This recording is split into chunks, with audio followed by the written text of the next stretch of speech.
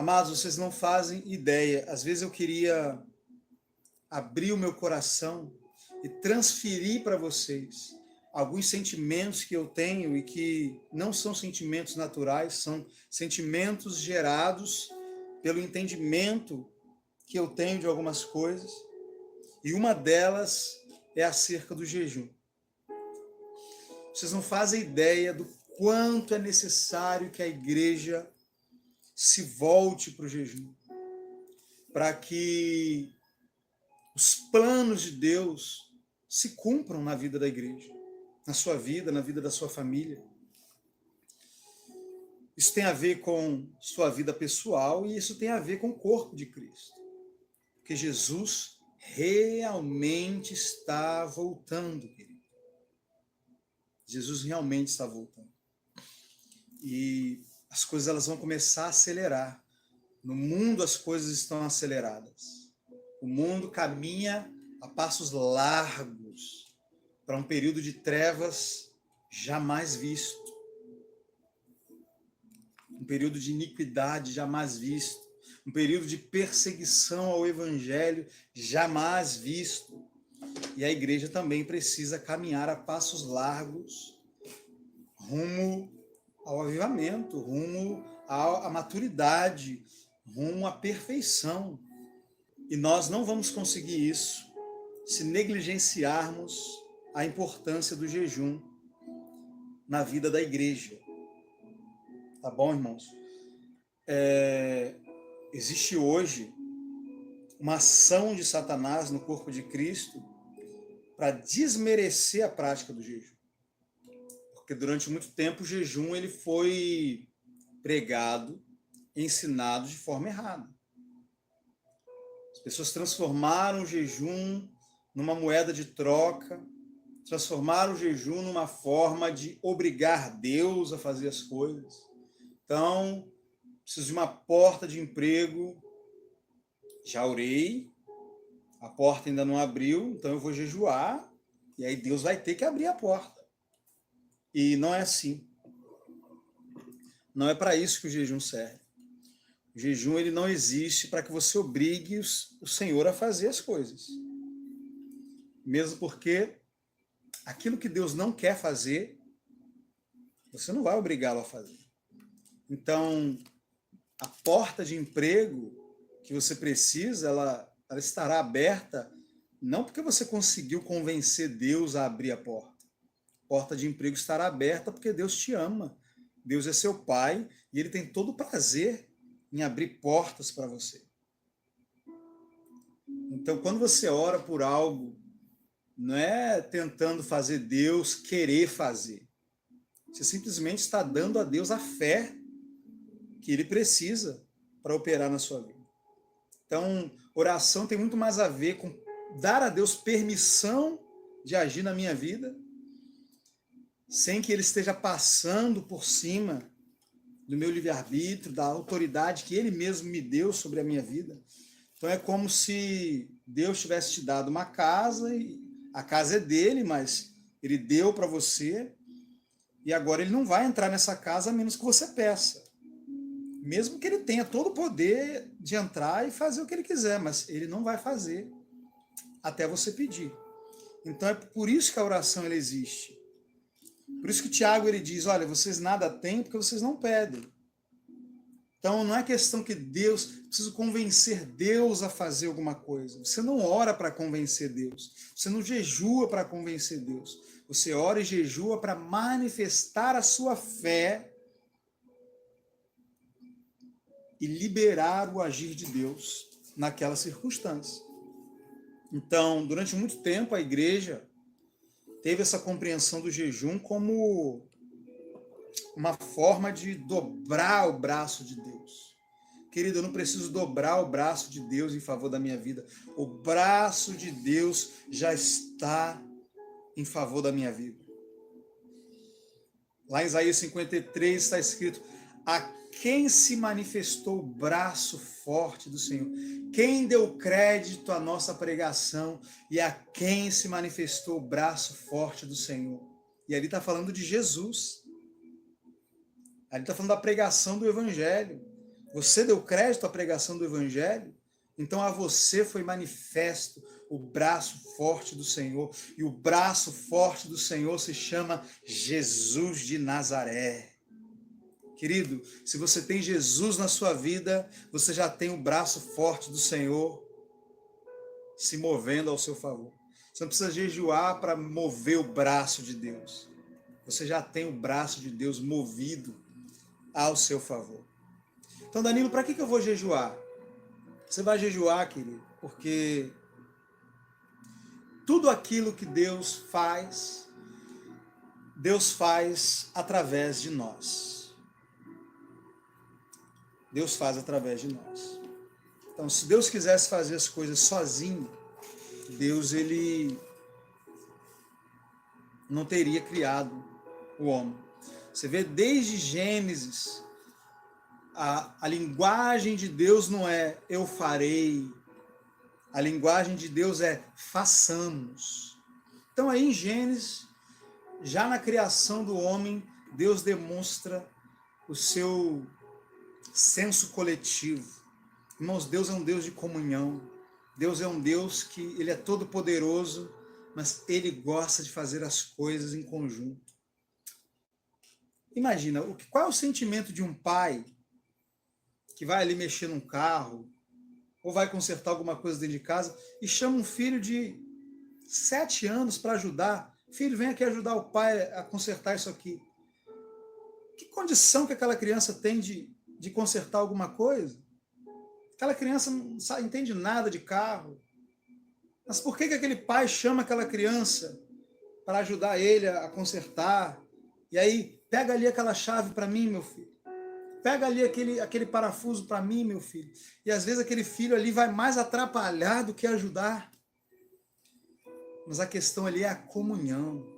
É o momento que ele vai passar com o filho e a sensação que o filho tem: eu estou ajudando meu pai. Ah, querido, quando Deus desenvolveu o seu plano, a sua obra, e ele nos convidou para sermos cooperadores com ele. Paulo diz, somos cooperadores com Deus. Está lá em 2 Coríntios capítulo 5. Querido, muitas vezes o ser humano mais atrapalha do que ajuda na obra que Deus está desenvolvendo. Porém, ainda assim a obra será concluída. Porque a graça de Deus, o poder de Deus é suficiente. Então, Deus nos chama para cooperar com Ele simplesmente porque Ele ama fazer as coisas com seus filhos. E o reino de Deus será manifesto e trazido para essa terra através dos seus filhos. A Bíblia diz que a criação aguarda a manifestação dos filhos de Deus. Então, Deus age Deus se manifestou através de Jesus e agora Deus, Cristo, quer se manifestar através da sua igreja. Por isso que a Bíblia diz que nós precisamos de espírito de sabedoria, de revelação, termos os olhos do entendimento iluminados para poder saber qual é a suprema grandeza do seu poder que opera em nós. Querido, o poder de Deus opera através de você. Danilo, e o que o jejum tem a ver com isso? Tem a ver, querido, que na nossa vida tem muitas coisas atrapalhando, bloqueando esse poder. Então, muitas vezes, nós somos como um cano entupido. Já viu quando você tem uma pia, você está ali jogando água e o ralo está entupido, e aí você faz força com a mão, e aí às vezes desentope, a água desce, às vezes não desce, às vezes a água vai descendo muito devagar, às vezes desce, mas desce devagar, devagar. Quem já desentupiu pia aí? Você está ali lavando louça, aí de repente, por algum motivo, entra, né, a sujeira da louça e a água começa a descer devagar. Talvez o que você está vivendo hoje é que o fluir do poder de Deus na sua vida está muito lento, está muito devagar. E não é porque Deus está decidindo manifestar menos poder na sua vida. É porque está entupido o negócio. Está entupido esse negócio aí. Então, às vezes, você ir ali, colocar a mão, né, e fazer aquela pressão, de repente sai aquilo que está entupido, e o poder, e a água flui, a água desce. Às vezes não. Então, às vezes você ouve uma palavra, aquela palavra que bate forte no seu coração e as coisas destravam na sua vida, mas às vezes você ouve a palavra, entende a palavra, declara a palavra, mas as coisas não acontecem, não destravam. O que é isso? Então, às vezes você faz uma pressãozinha ali naquele ralo e a água não desce. E aí o que você tem que fazer? Você tem que comprar uma soda cáustica, jogar a soda cáustica naquele ralo, pegar uma água fervendo e jogar a água fervendo na soda cáustica. A água fervendo dissolve a soda cáustica entra naquele cano e dissolve aquela sujeira. E aí, de repente, aquela água que até então ficava presa ali, pingando, descendo devagarzinho. Descia, você esperava um pouco, a água ia descendo.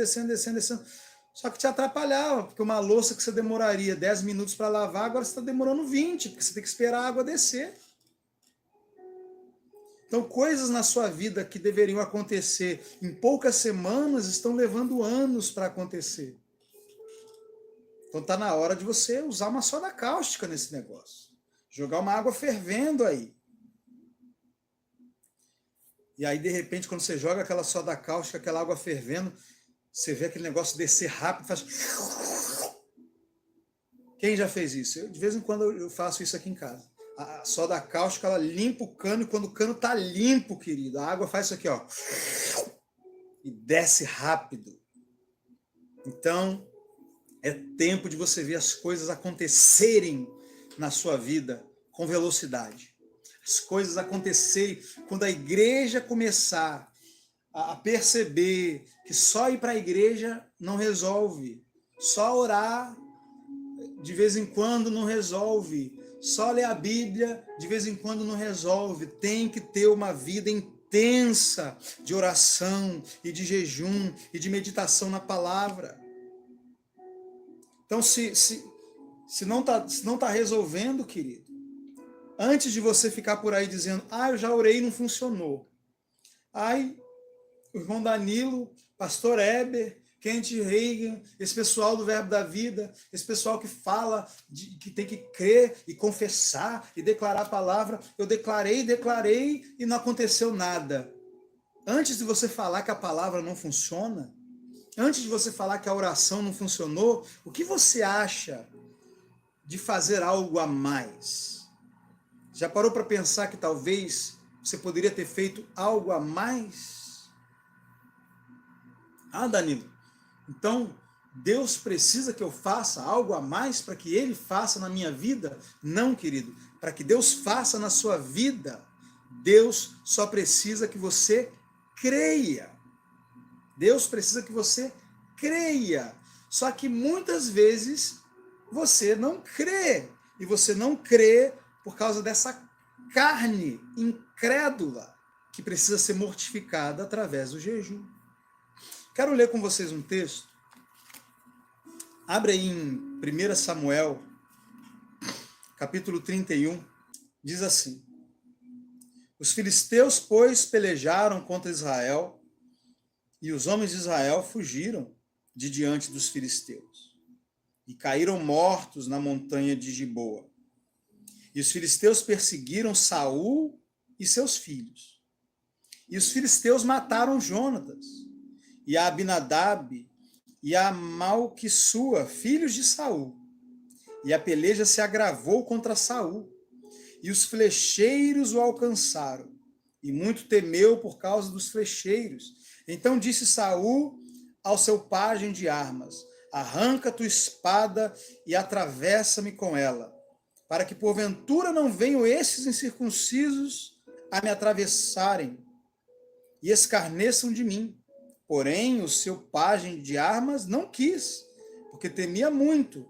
Então Saul tomou a sua própria espada e se lançou sobre ela. Vendo, pois, o pajem de armas que Saul já estava morto, também se lançou sobre a sua espada e morreu com ele. Irmãos, eu preciso que você abra o seu coração agora para que você receba a revelação dessa palavra. Amém? Aqui a gente está vendo a morte do rei Saul. E ninguém matou Saul. Saul se matou. Saul se lançou sobre a sua espada e morreu. E o que acontece, irmãos? Davi, ele foi ungido rei pelo profeta Samuel, ainda menino. Ainda menino, Davi ele foi encontrado por Deus, amado por Deus. Deus viu ali as qualidades de Davi. Davi era um jovem que dava vida pelas ovelhas do pai dele, enfrentava urso, enfrentava leão. E quando Saul ele demonstra rebeldia contra Deus, então Deus ele encontra Davi, a Bíblia diz: achei Davi, meu servo, homem segundo o meu coração, em quem farei cumprir toda a minha vontade. Agora, preste atenção numa coisa. Saul, queridos, fala do governo da carne. Saul fala de um espírito de rebelião contra Deus. A Bíblia diz que os que estão na carne não podem agradar a Deus. Davi fala do governo do espírito. Histórias de Saul e Davi, elas representam para nós uma troca de governo. Um governo que precisa sair e um novo governo que precisa assumir. Então a gente tem um governo que não se sujeita a Deus, um governo que não obedece à palavra de Deus. Saul tinha uma ordem clara de Deus, uma missão de Deus para realizar, e ele se rebelou contra Deus. E você tem Davi, alguém que seguia à risca as instruções de Deus.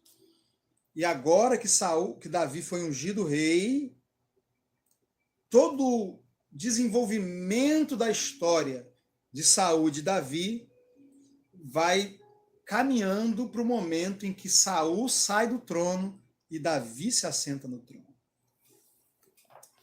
O que isso nos diz?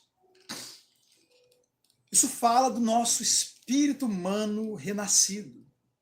Dentro de nós existe um Davi, querido, que foi ungido por Deus, que foi escolhido por Deus para reinar nessa vida, para assumir o governo da minha vida, da minha casa, da educação dos meus filhos. Então, eu no espírito sou um Davi. Eu no espírito sou alguém em quem Deus pode cumprir toda a sua vontade. Preste atenção no que eu estou te dizendo. Então, quando você agora pensar em Davi e Saul, pense em você no espírito e você na carne.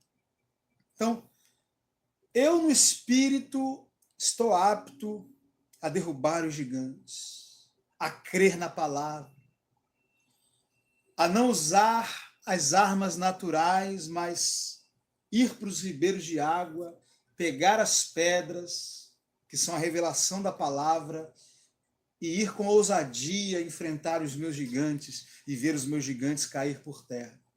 Mas eu na carne sou Saul. Saul representa o meu homem natural, sempre tendencioso ou a não obedecer a Deus ou a obedecer a Deus do jeito que eu quero. Porque Saul falou, não, eu obedeci a palavra do Senhor, só que ele obedeceu do jeito que ele queria.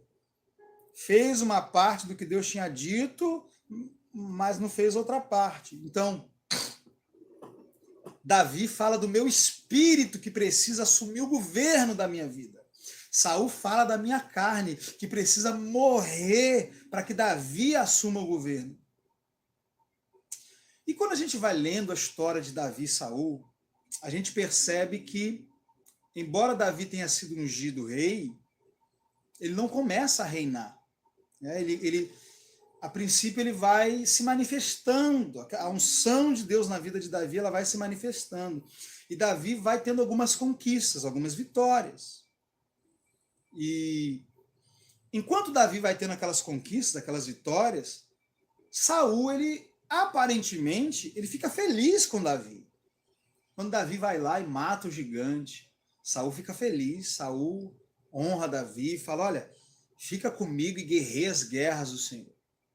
Então, no início da nossa caminhada cristã, e aqui eu estou pegando um pouco de uma mensagem do meu pai na fé, do apóstolo Heber, que ele pregou há muitos anos atrás, onde ele trouxe esse exemplo. Durante os primeiros anos da vida de Davi, Saul ficou muito feliz em ter Davi perto dele. Então, às vezes, quando você se converte e você começa a usar a sua fé e ver Deus agir na sua vida, ver os seus gigantes caírem, você começa a ficar muito feliz. Nossa, que maravilha. Então Saul, ele ficou feliz, por quê? Porque através de Davi, o reino dele estava sendo vitorioso, ele estava tendo sucesso por causa de Davi. E isso fala daquele momento em que você ainda é uma pessoa carnal, mas já começa a experimentar os primeiros frutos da sua fé. Um milagre aqui, outro milagre ali. Um gigante que cai aqui, outro gigante que cai ali. E glória a Deus. Mas de repente, querido, você percebe que o plano de Deus para a sua vida não é que você experimente um milagre aqui, um milagre ali. O plano de Deus é que Saul morra e que Davi reine.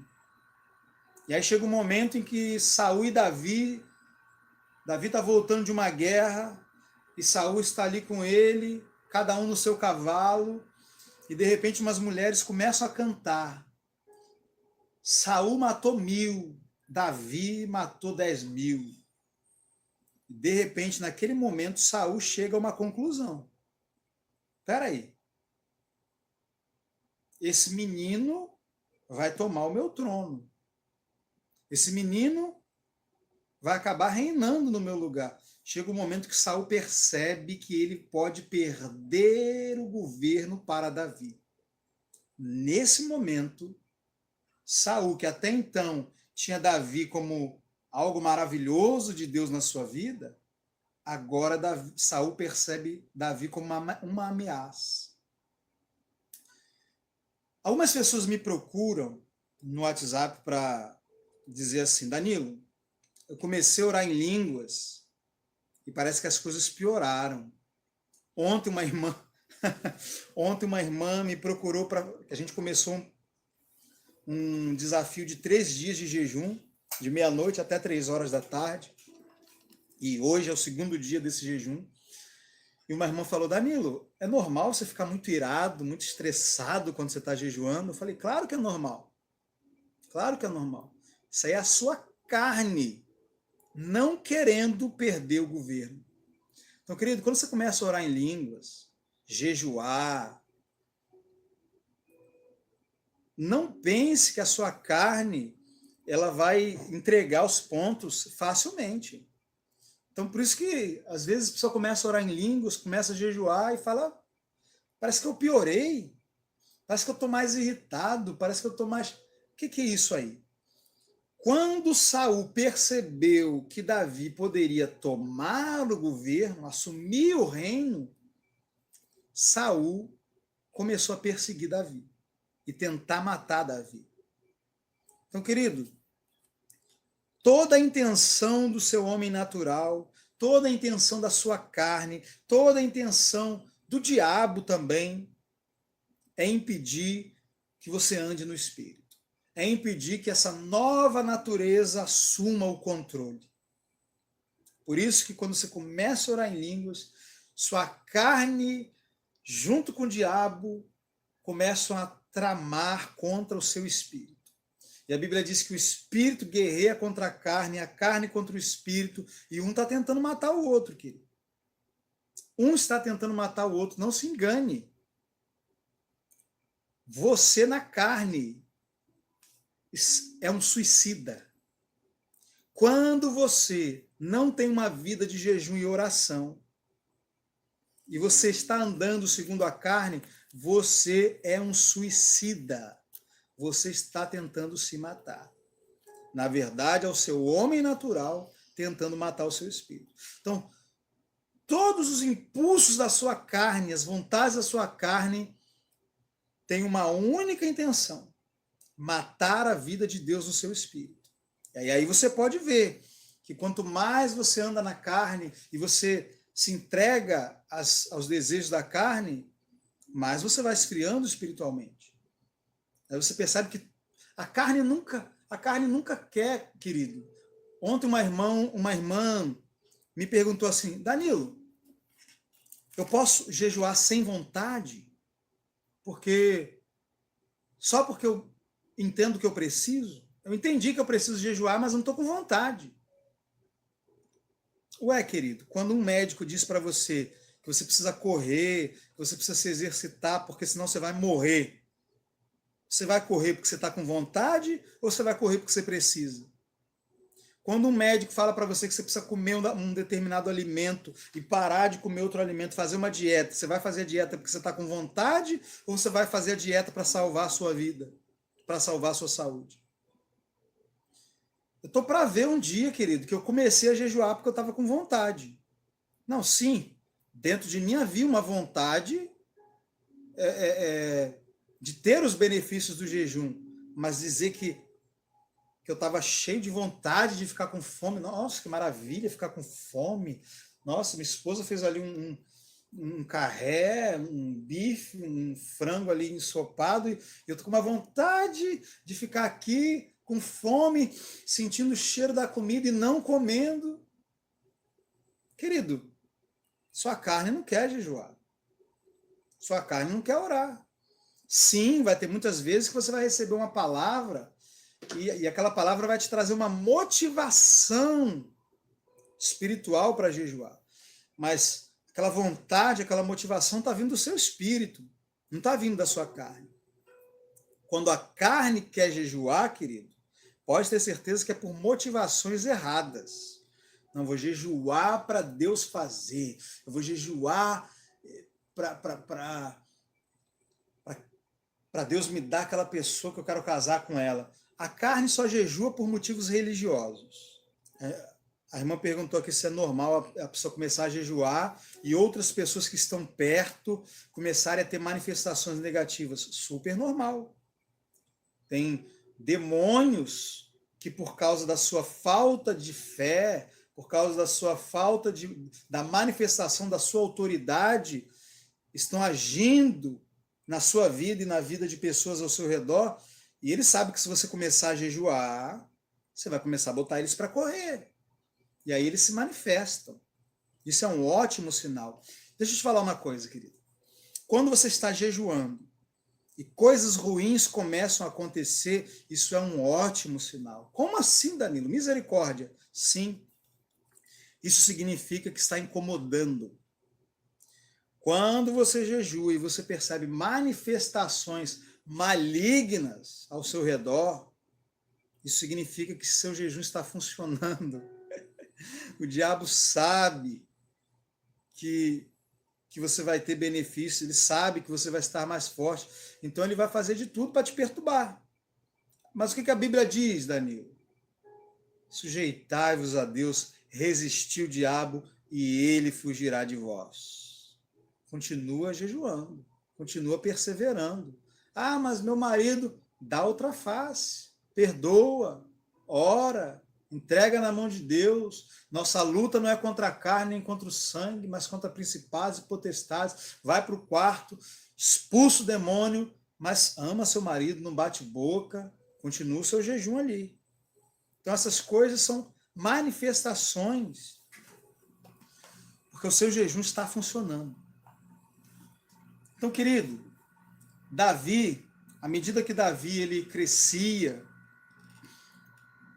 em estatura, em autoridade, Davi ele vai passando por vários momentos onde a autoridade de Davi ela vai aumentando. Então você tem Davi cuidando de ovelha, você tem Davi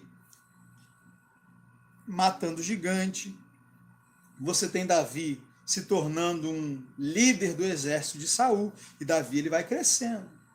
Mas você tem Davi fugindo de Saul, você tem Davi na caverna de Adulão, e aí Davi começa a receber pessoas que começam a se juntar a ele, e Davi já se torna um líder de um exército.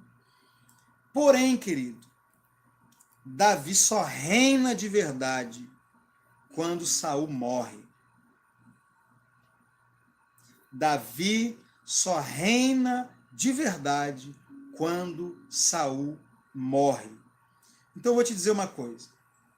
Tem pessoas que vão se levantar contra o jejum falando assim, não, mas eu não jejuo e Deus fez isso na minha vida. Eu não jejuo e Deus fez aquilo na minha vida. Querido, Davi experimentou muitas vitórias enquanto Saul ainda estava vivo.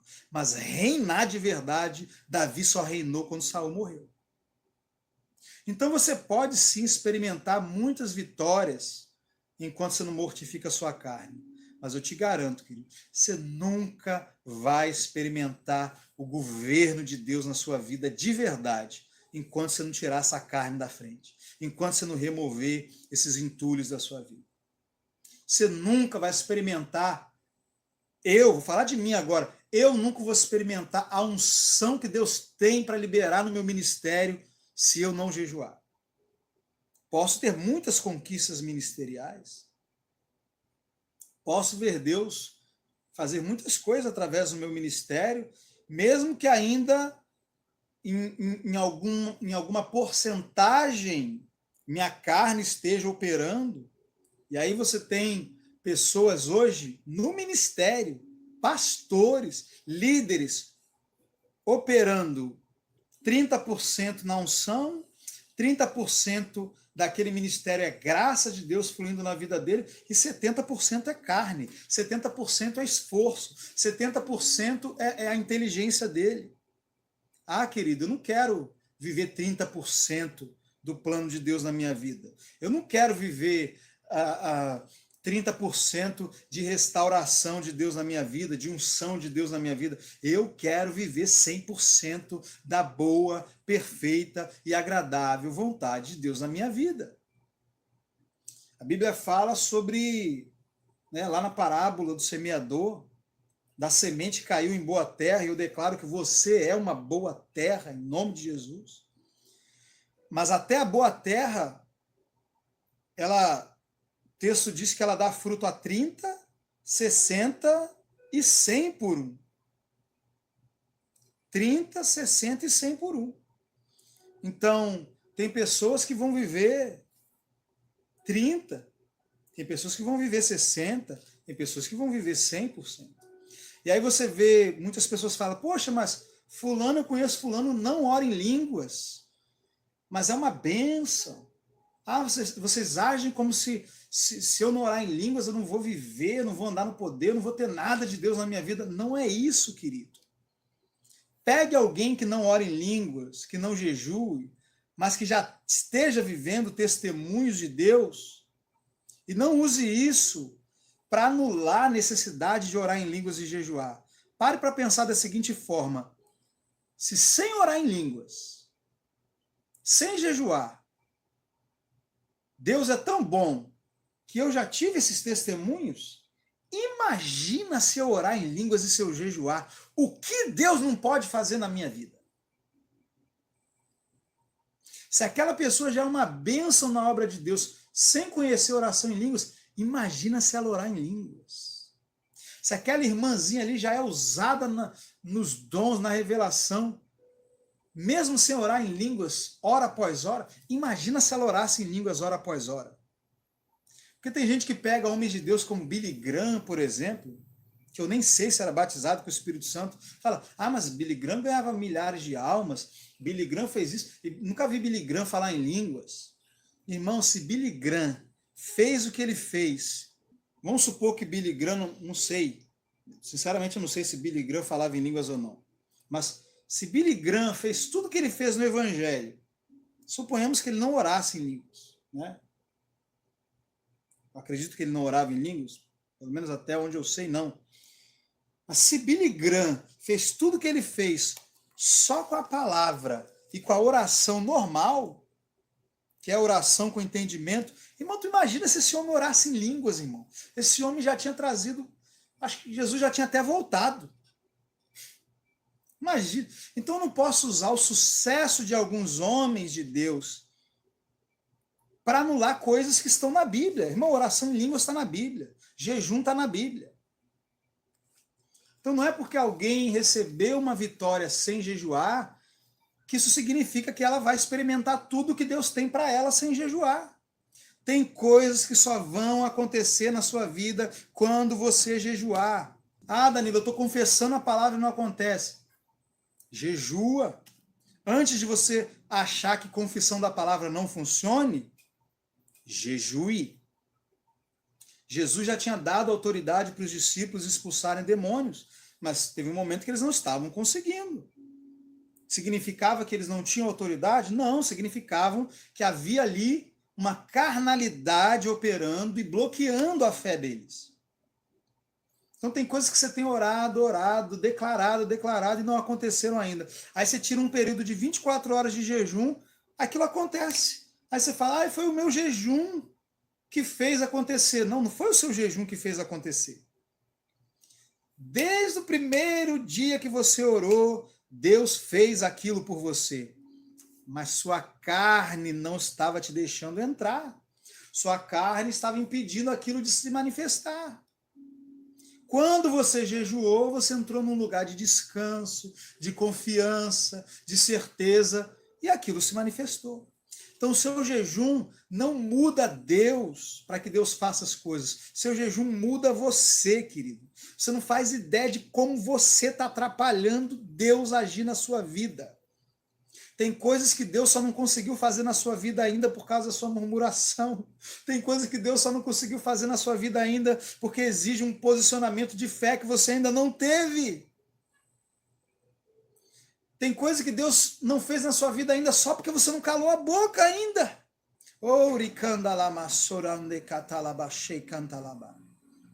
Algo tão simples. Calar a boca, ficar quieto e deixar Deus agir. Aquietai-vos e sabei que eu sou Deus. Algo tão simples. Calar a boca. Tem coisa que só não aconteceu na sua vida ainda porque você ainda está falando demais. Tem coisa que não aconteceu que não tem nem a ver com você declarar a palavra, tem a ver com você fechar a boca. Você quer um exemplo? Pedro disse o seguinte, que as mulheres cujo marido não conhece a palavra possam ganhá-los sem usar palavra nenhuma.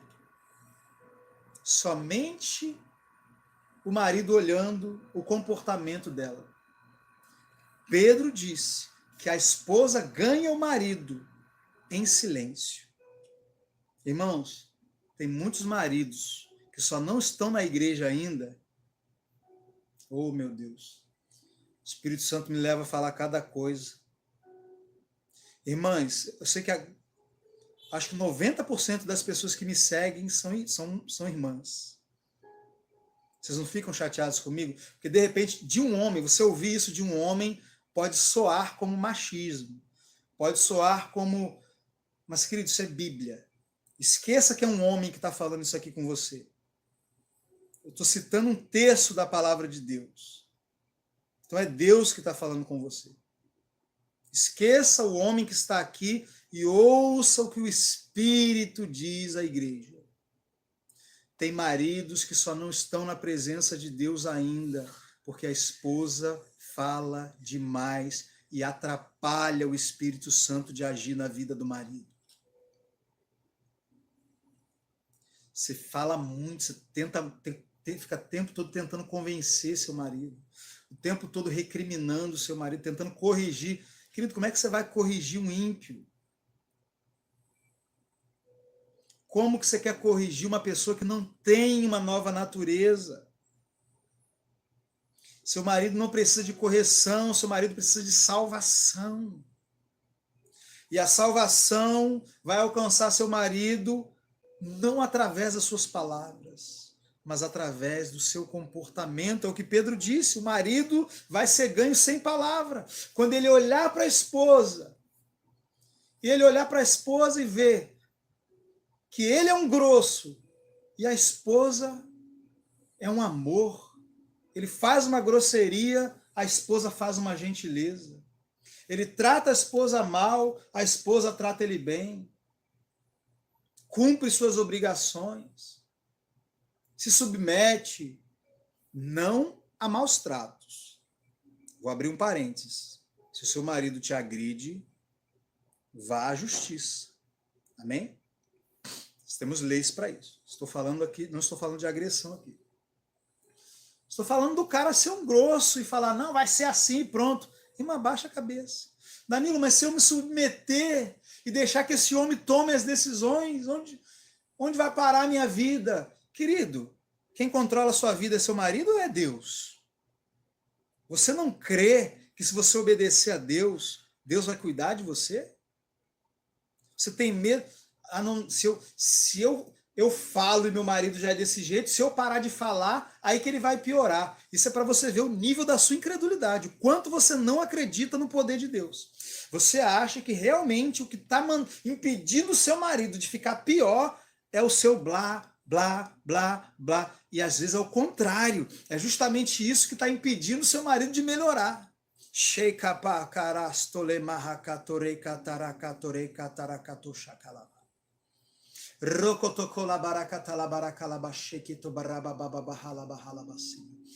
Irmãos, essa palavra é ungida. Quando Deus te dá uma instrução, é porque através daquela instrução Ele vai fazer o milagre. Segura essa revelação agora. O povo de Israel precisava entrar na terra, mas havia uma muralha. Então, Josué recebeu a direção de Deus de que eles tinham que dar 7 voltas ao redor daquela muralha, durante 7 dias. E no 7º dia dar 7 voltas. E a Bíblia diz que durante aqueles 7 dias eles tinham que ficar calados. E só na última volta que eles podiam gritar e tocar o chofar. E a muralha ia cair. Então veja, durante 7 dias, toda uma nação precisou acreditar que aquela muralha ia cair sem que eles fizessem nenhum esforço. Tudo que eles precisavam fazer era obedecer o que Deus tinha falado e ficar de boca fechada. Agora imagina, 7 dias rodeando uma muralha. Aí você anda o primeiro dia calado, rodeando a muralha, rodeando a muralha, rodeando a muralha. Aí chega o 2º dia, você olha para a muralha. Peraí, será que já tem pelo menos uma rachadura nessa muralha? E não, a muralha está do mesmo jeito. 2º dia, 2ª volta, calado, calado. 3º dia, 4º, 6º dia, você já andou 6 dias ao redor daquela muralha, calado. E a muralha continua do mesmo jeito. Mas no 7º dia, querido, o 7º dia fala do tempo de Deus. É quando você obedeceu a Deus, obedeceu a Deus, obedeceu a Deus, e obediência é fé. Fazer o que Deus falou para você fazer é crer na palavra de Deus, é crer que enquanto você faz o que Ele mandou, Ele vai fazer o que Ele disse que Ele ia fazer. Está lá no 7º dia, 7 voltas no 7º dia, calado. Ah, querido, mas na 7ª volta, no 7º dia, no tempo de Deus, a muralha caiu. Então, querido, quando Deus fala para você assim, olha, dá 7 voltas na muralha e fica calado. Irmão, vai dar 7 voltas e fica calado, irmão. E crê que Deus vai fazer o que Ele falou que ia fazer. Então, de repente, você olha para o seu marido parece uma muralha de pedra, sabe? Isso serve para sua esposa também. Tem homens aqui me assistindo, né? Eu estou falando de marido porque é o que eu mais lido diariamente, são mulheres precisando que Deus converta seus maridos. E realmente os homens têm um coração mais duro. As mulheres Até quando você olha para Jesus, as primeiras pessoas a acreditarem, a verem Jesus ressuscitado, foram as mulheres. Então, as mulheres são uma bênção, né? São as mais sensíveis, são as primeiras a se renderem a Deus. Os maridos realmente... E como as mulheres são as mais sensíveis a Deus, Deus pede para elas a parte mais difícil. Deus não pede para a mulher se submeter e ficar quieta. Não é porque Deus está diminuindo a mulher, é porque Deus sabe que a mulher é mais espiritual do que o homem. Então Deus pede o mais difícil para a mulher. Entende? Porque ela é mais inteligente. Então, irmã, seja inteligente, irmã. Fazer o que Deus diz não é ser tola, não é ser fraca. Ah, não. Hoje em dia o mundo quer botar na sua cabeça que a mulher forte é aquela que passa por cima dos homens, é a que toma o lugar do homem, é a que está em posição de autoridade. Glória a Deus por aquelas mulheres que Deus coloca em posição de autoridade. Mas deixa eu te dizer uma coisa. As grandes mulheres da Bíblia foram honradas por Deus na posição de mulher. Pode olhar para as mulheres na Bíblia. Você tem uma exceção ali que foi Débora, que foi honrada por Deus enquanto vencia uma guerra, enquanto assumia a frente de batalha, porque o homem estava sendo covarde. Você tinha um general ali covarde e Deus precisou usar uma mulher. Mas todas as outras mulheres da Bíblia foram honradas cumprindo seu papel de esposa ou mãe. Esther, como foi que Esther trouxe livramento para toda uma nação? Foi sendo uma grande guerreira? Foi sendo o quê? Foi sendo uma esposa sábia de um rei. Então Esther jejuou 3 dias e foi lá, entrou na presença do rei, deu um jantar para o rei. Ah, irmãos, uma mulher que jejua e recebe sabedoria do Espírito Santo. Esther salvou uma nação inteira cozinhando para o seu marido. Eu não sei se foi ela que cozinhou, provavelmente não. Ela tinha servas para fazer aquilo, mas ela deu um jantar para o seu marido.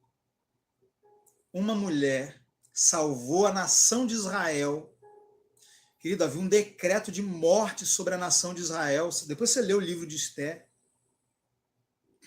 Havia um decreto de morte contra o povo de Israel. Aquilo era inevitável. Porque um decreto medo-persa não pode ser revogado. O povo de Israel seria exterminado por causa daquele decreto. Mas uma mulher decide jejuar e recebeu sabedoria de Deus e foi lá lidar com seu marido. Entrou na presença do rei. Ela não podia entrar porque a lei daquela nação não permitia que uma rainha entrasse na presença do rei só porque ela queria. O rei tinha que chamar. Então corria o risco dela morrer ali. Mas ela jejua, ela ora e ela entra na presença do rei. E aí o rei pergunta: o que você quer, minha esposa? Ela fala: não quero nada, eu quero dar um jantar para você. E aí ela dá um jantar para o rei. E durante aquele jantar, ela conta para o rei a situação. E aquele homem que estava planejando mal contra o povo, ele é que morre, o povo é livrado. Não porque uma mulher estava à frente de um exército e venceu uma batalha, mas porque uma mulher foi usada como esposa para dobrar um marido ímpio. Um marido ímpio. Então, de repente você está aí achando que para você, para Deus trazer vitória para sua casa, para Deus trazer vitória para sua família, para Deus prosperar a sua família, você tem que tomar a frente e passar por cima do seu marido, porque ele é um banana, e se você não fizer, Deus não faz. Querido, Deus só precisa da sua fé. Deus só precisa da sua confiança. Deus só precisa encontrar em você uma esposa sábia, quebrantada, que jejua, que ora e que crê na palavra. Irmão, Deus, ele... Você imagina, eu fico imaginando aquele povo de Israel, já pensou se de repente algum deles ali, no 6º dia, fala assim: rapaz, eu acho que eu preciso dar uma ajudinha aqui, né? Aí pega uma picareta e aí vai lá, deixa eu fazer uma rachadurazinha aqui nessa muralha, que aí junta, né? Junta o que Deus disse com a minha ajudinha aqui, e de repente a muralha cai mais fácil. Irmão, Deus não precisa da sua ajudinha. Deus precisa da sua obediência em fé, naquilo que ele disse, para que o milagre aconteça. Mas como é que fica calado? Com essa carne querendo falar.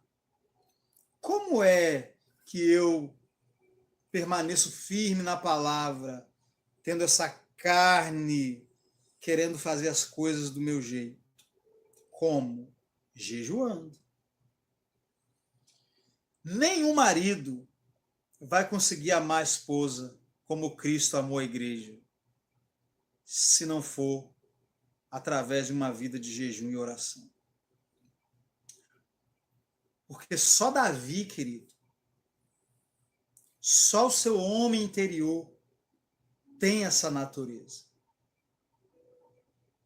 Seu espírito, agora eu estou falando eu como marido, eu só vou conseguir amar minha esposa como Cristo amou a igreja no espírito.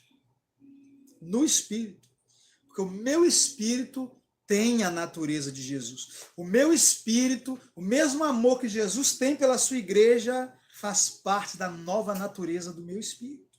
Então, se eu mortificar a minha carne e edificar o meu espírito, renovar a minha mente, eu vou poder amar minha esposa como Cristo amou a igreja. Da mesma forma, nenhuma mulher vai conseguir se submeter ao seu marido se não for pelo Espírito. Então, Romanos capítulo 8 diz, se pelo Espírito mortificardes os feitos da carne, vivereis. Querido, se você matar Saul, Davi vai reinar, querido.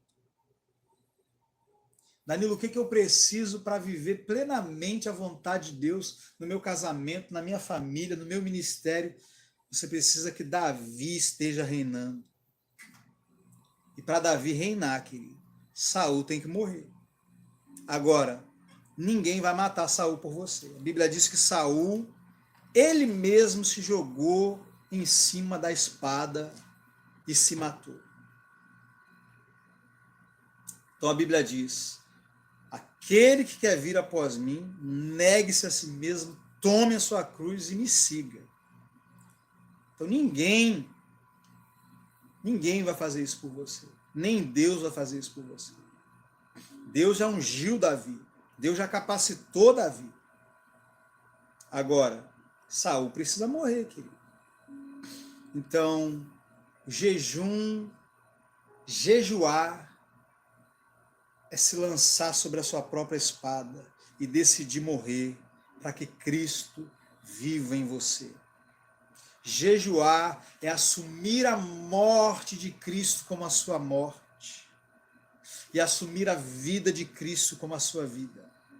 Porque a Bíblia diz que o meu velho homem foi crucificado com Cristo. Então, quando eu jejuo, eu assumo essa realidade.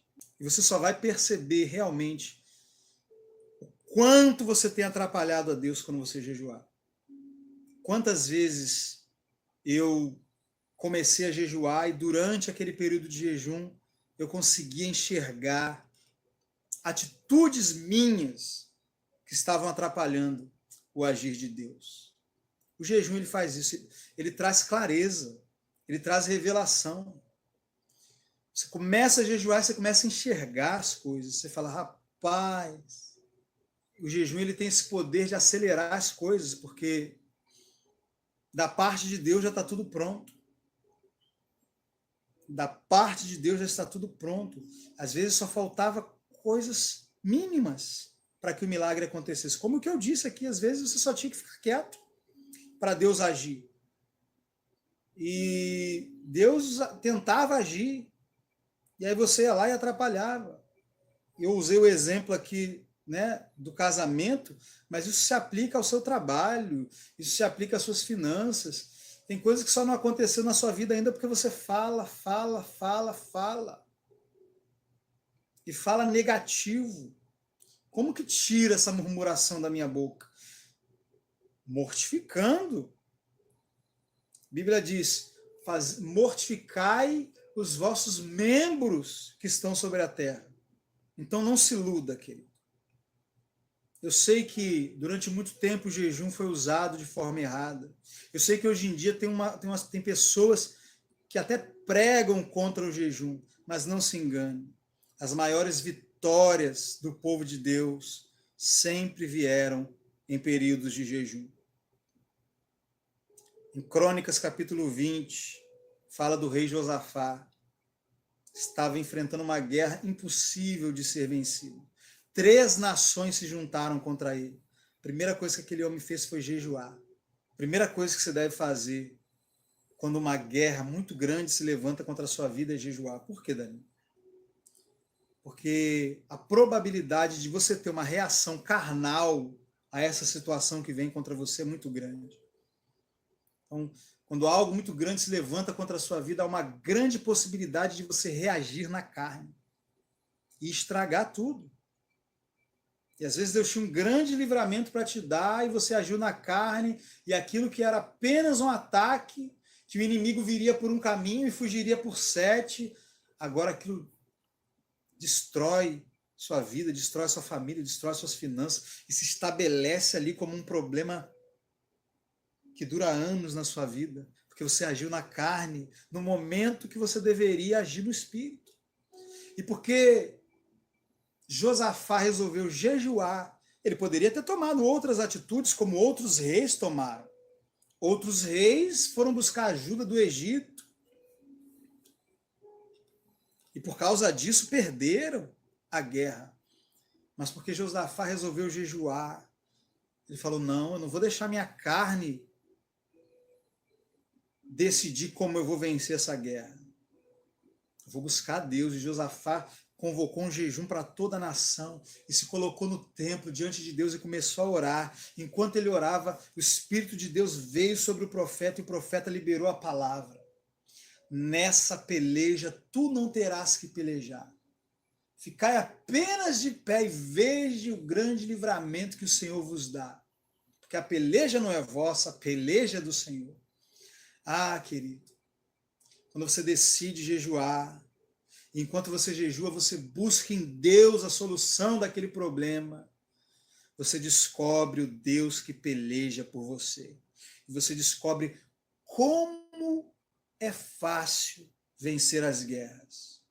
Amém, Joacil? Então não jejue, fique em paz, não jejue, tá? Jejum, querido, não é obrigatório, jejum é para quem crê. Então você pode comentar o que for, jejum não é para hoje, jejum não é para isso, não é para nossa geração, e blá, blá, blá. Jesus já voltou no ano 70. Tá bom, o que eu posso fazer por você?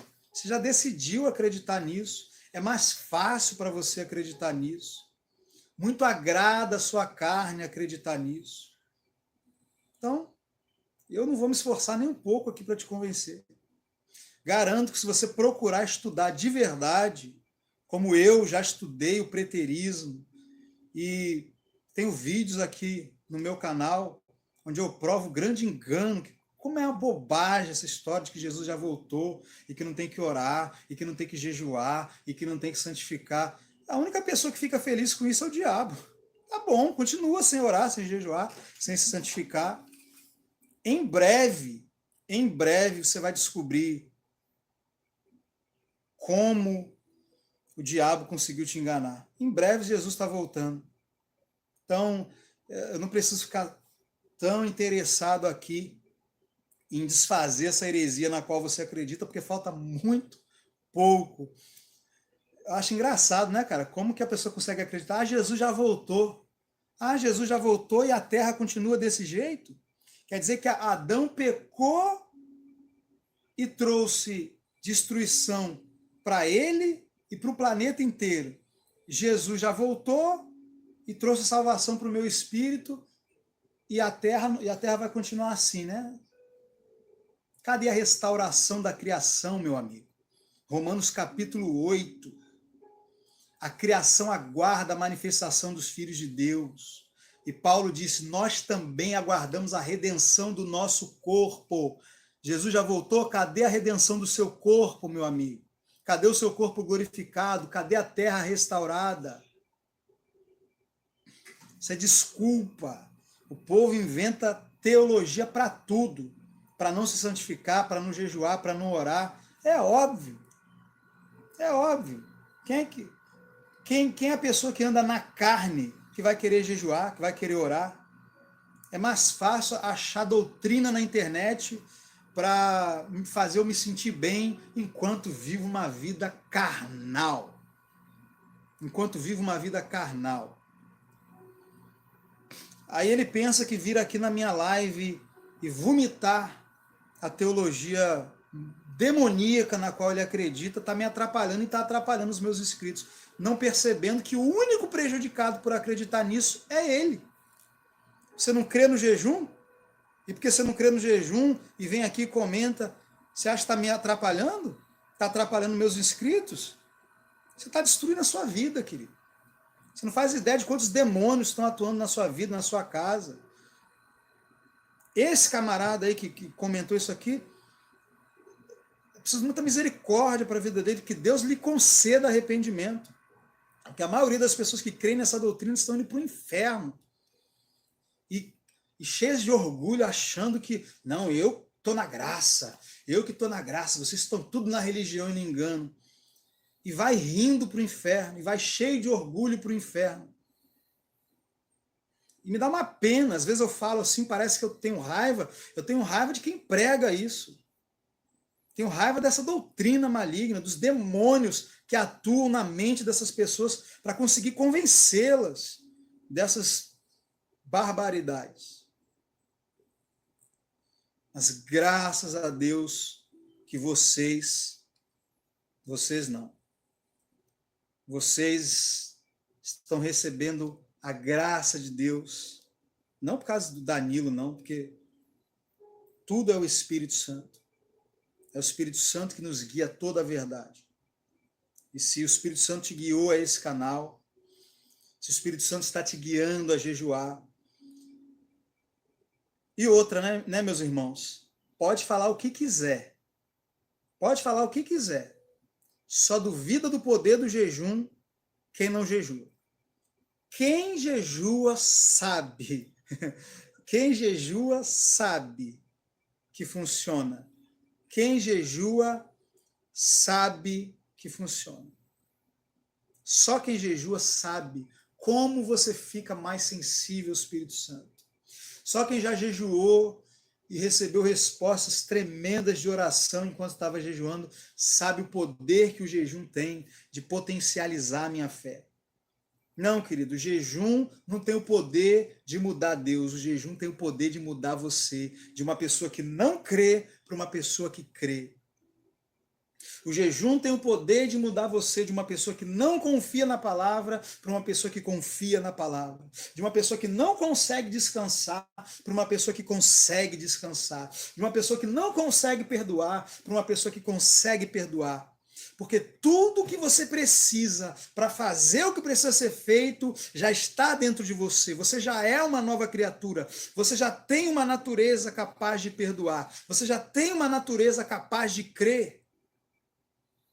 E quando você mortifica a sua carne, você mata Saul, Davi senta no trono, querido.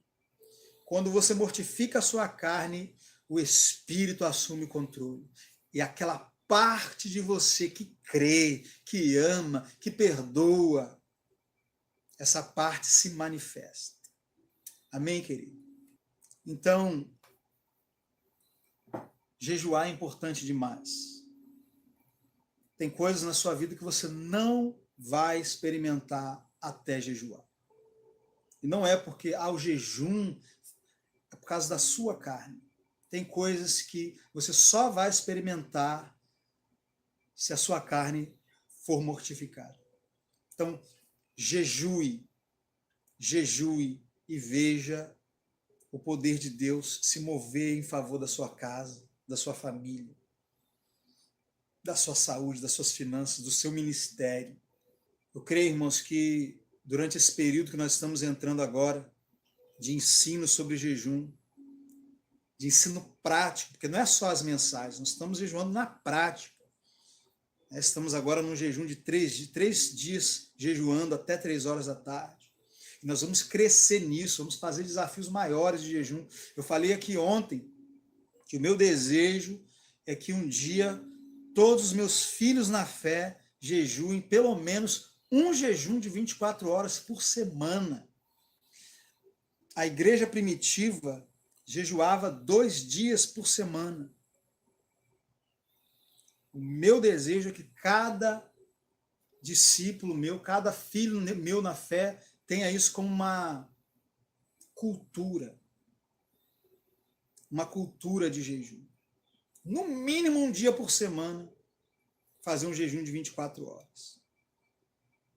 Nossa, Danilo, me parece tão impossível conseguir fazer um jejum de 24 horas.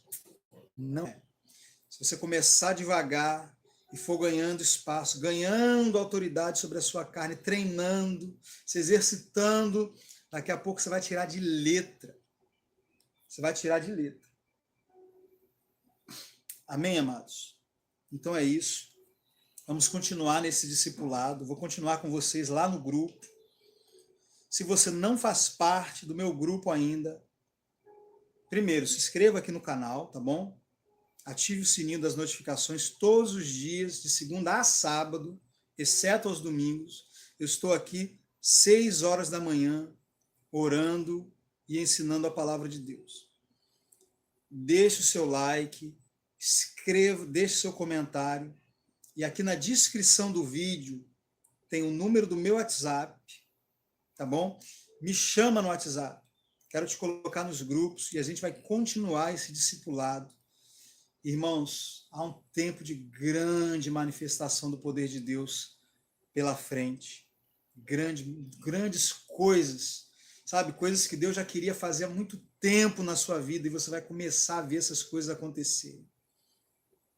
Não porque você convenceu Deus a fazer, mas porque você entrou no lugar onde essas coisas estavam te esperando. Amém, querido? Você que deseja também ser um ofertante desse ministério. Irmãos, hoje eu estava aqui, antes de entrar na live, orando pelos semeadores desse ministério. Orando para que Deus abra portas, para que Deus coloque recursos nas suas mãos. Porque há uma grande obra que nós vamos fazer. Hoje eu estava orando, né? Também para que Deus nos desse uma sede aqui no Rio de Janeiro, um local físico. As pessoas têm me procurado, Danilo, aonde que é? Onde que eu posso congregar com você? Onde que eu posso sentar e ouvir? E ainda não temos uma sede. Então, Deus quer também nos dar um local físico. Igreja somos nós, querido. Mas, assim como toda família tem uma casa, eu creio que é de Deus que nós tenhamos um local físico também, onde também outras pessoas possam vir, enfermos virem ser curados, e a gente filmar curas, filmar milagres, fazer cultos online. E isso vai acontecer. Teremos uma sede no Rio de Janeiro e teremos várias outras filiais espalhadas pelo Brasil. Haverá uma filial, Ministério Semeando Vida no Espírito, no seu estado, na sua cidade. Vai acontecer, querido. Vai acontecer. Então se levante como intercessor, ore em favor disso, ore por esse ministério e também assuma a responsabilidade de ser um semeador. Semeie nesse ministério. Semeie nesse ministério. E você vai estar me ajudando a levar essa palavra aos 4 cantos do mundo. Essa bandeira é o quê? De Portugal? Espanha. A Espanha. Estamos alcançando a Espanha, meus irmãos. Estamos alcançando as nações. O planeta Terra vai orar em línguas. O planeta Terra vai jejuar. O planeta Terra vai conhecer o poder do Espírito Santo. Aleluia.